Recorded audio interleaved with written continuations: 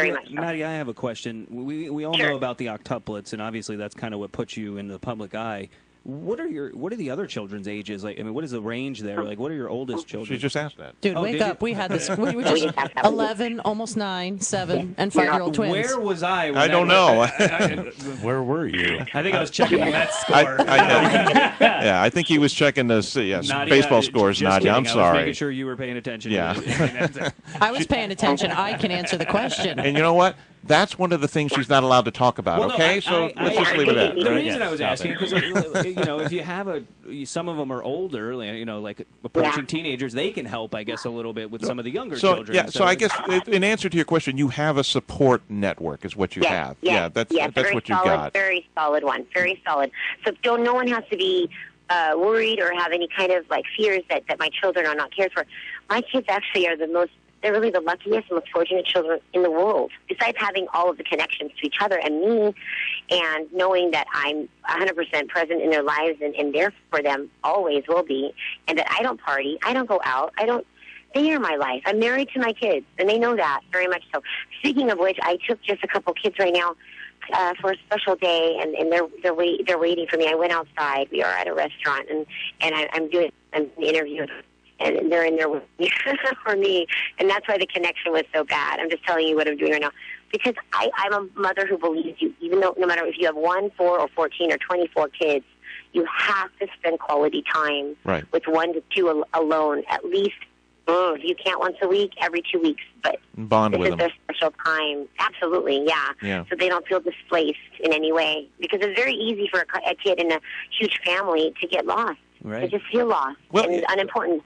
And I won't allow that to happen to any of them. I won't. Well, ever. Here, this leads me to my next question: is when you had the babies, the octuplets, and you came into the public eye, there was just this mass wave of negative publicity. And now, obviously, the 3-year-olds are too young to know this. But how does all of this fame, which is it's not a really good term, how are the other kids handling it? Yeah, my oldest really is having the most trouble with it still, but he's slowly getting over it because of my reactions. I've been desensitized for quite a while at this point. And so now my children are absorbing that, and they're learning that, you know what, other people's problems with us is exactly that, their problem, not ours. And we have to live our life. This is, in my mind, this is our only life we'll have. And do we want to live in fear? Do we want to live being depressed and miserable and scared and worried so much of people, pleasing people? Or do we want to just please ourselves and be happy? Because I know in my mind it's a choice to be happy. And I have these kind of conversations actually with my kids every day. It is a choice. Our perspective in our mind is what we believe we can be. And we don't have to we have to have the boundaries, swathe ourselves in these solid, healthy boundaries that don't allow other people's reactions. We don't become reactive to their, reactions towards us. It's complicated, but I say it in their language where they understand that you just have to learn to let go of other people's negative perspectives. You really do. Because they are not our problem. We have to take care of each other. And you think so far that's working with them, that it's sinking in? Open, healthy communication with kids on a daily basis is very effective. Yes. Mm-hmm. Yes. Yeah. I'm so sorry to tell you this. My kids, I'm waiting. They're waiting for me inside there. And are you there? I'm here. Oh, you want to cut the interview short? Okay. No, that's okay. You got to go? Can you hear me? Okay. Yeah. You got to go. Okay. Do you have any final questions? Anything I am open No, to? I just want to let you know that. Oops, you still there? Yeah, I'm here. Okay, I can hear you. I'm sorry. Before I want to let you go, I wanted to talk. Just mention the power of your celebrity. Okay. Because we here at the Mic Show, we couldn't get arrested for anything. I mean, we couldn't get we can't get noticed even if we robbed a bank. But as soon as everybody found out that Octomom was going to be on our show tonight, all the local media outlets were saying, "Can we come by and video?" They thought you were going to be in the studio with us. Oh wow! And they're like, "Can we come by? Can we?" So funny. You just stirred the pot, and everybody's like, "Oh." You want to hear something funny? I think I'm the only person that, well, I'm sure many people out there could care less about me. But I don't follow me. I don't follow what's going on, and I certainly don't watch or listen to any stuff in the tabloids or in the whatever that is, or tabloids on the TV. I don't watch any TV at all, actually, anything.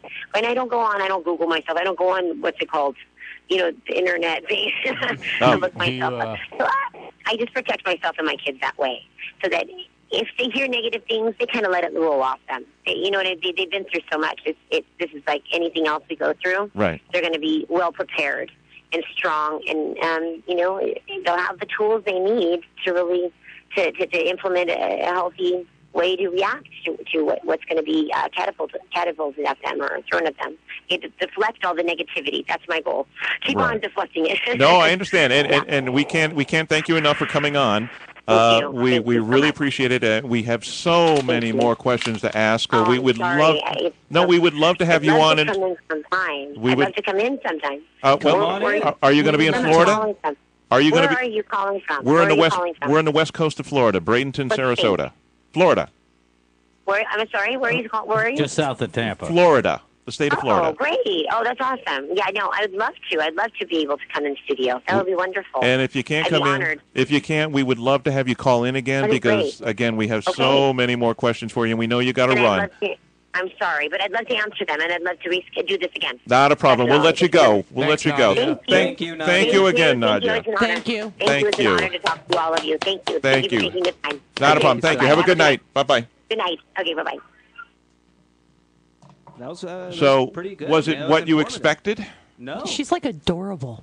Yeah, I mean, she I sounds thought adorable. She sounds like a little pixie. Yeah. The worst part of this is we now have to stroke an $860 check to style a star.